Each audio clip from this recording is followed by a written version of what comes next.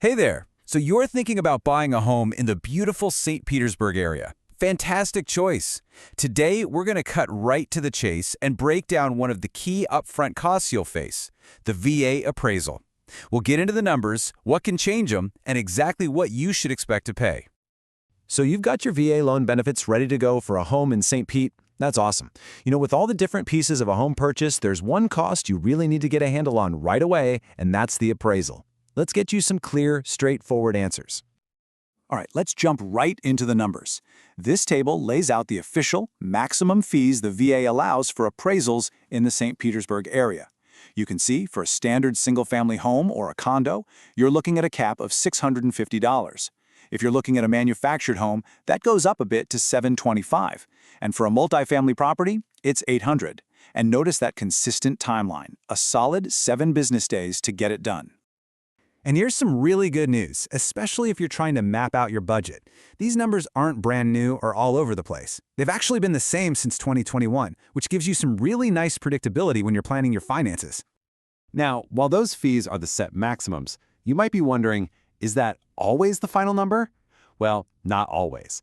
A few key things can influence the final cost, so it's really important to understand what might push that number a little bit one way or the other. So what are we talking about here? Well, first up is just the size and complexity of the property. I mean, it makes sense, right? A huge waterfront home is just going to take more work to evaluate than a simple 2-bedroom bungalow. Your loan type can also play a role, since VA loans have specific safety and quality standards that need a close look. And location is a huge one. As you can see here, buying in St. Pete is a good thing for your wallet because you fall under the standard Florida fee schedule. But if you head out to some of the more rural counties in Florida, those fees can jump up to $900. Probably because there are just fewer appraisers out there. So buying in Pinellas County gives you a clear price advantage. Okay, so let's talk about how that base fee can grow, because it's not always the final number.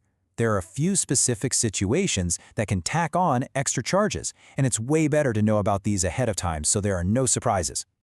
This is the one you're most likely to see. If the appraiser's first visit turns up some repairs that are needed to meet VA standards, they have to come back out to make sure the work was done right. That second trip, that reinspection, comes with a flat fee of $150. Now this one's a little less common, but still good to know. If you're buying a brand new home that's still under construction, there's an extra $50 charge. That's just to cover the additional work of appraising a property based on blueprints and plans instead of a finished building. And finally, there's the chance of a mileage fee. Now, this would only kick in if the appraiser has to travel a really long way outside their normal territory to get to the house. It's not a common charge in a metro area like St. Pete, but it's technically on the books. So we have all these numbers, but what does it all mean? Is $650 a good deal, a bad deal, or just average? Let's put it all into context so you can see the bigger picture. Take a look at this chart. That St. Pete fee of $650 is dead on with the Florida state average. Exactly the same. And when you look at the national range, which can be anywhere from $400 to over $1,200, St. Pete is sitting right in that reasonable, comfortable middle. So you're not overpaying, not at all. To just put a fine point on it, the big takeaway is this. You can feel really confident that the fees in St. Petersburg are fair. They're right where they should be when you compare them to the rest of the state and the rest of the country. And here's some perspective. With the median home price in St. Pete hovering near $400,000, that $650 appraisal fee is a tiny, tiny fraction of your total investment. It's a small price for a really essential part of the process. Okay, last section. Let's get into the practical side of things. Who actually cuts the check for this, and when is it due? Understanding the logistics here can save you a whole lot of headache. So here's how it usually works. The home buyer, that's you, is typically the one who pays the fee up front, right when your lender officially orders the appraisal. But that money doesn't go straight to the appraiser. It sits in a neutral third-party account called escrow until the appraisal report is finished and delivered. But here's a pro tip. Up front doesn't mean it has to be your money in the end. When you're negotiating the home purchase, you can ask for something called seller concessions. That's just an agreement where the seller pays for some of your closing costs. And with a good negotiation, you can often get them to cover the appraisal fee. And this is a really critical protection that's built right into the VA loan program just for veterans.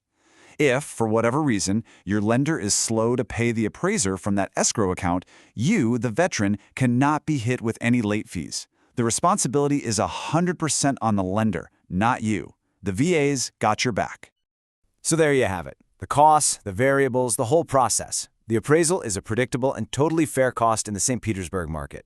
The real question now is, knowing these exact numbers, how does this clarity help you finalize your home buying budget and move forward?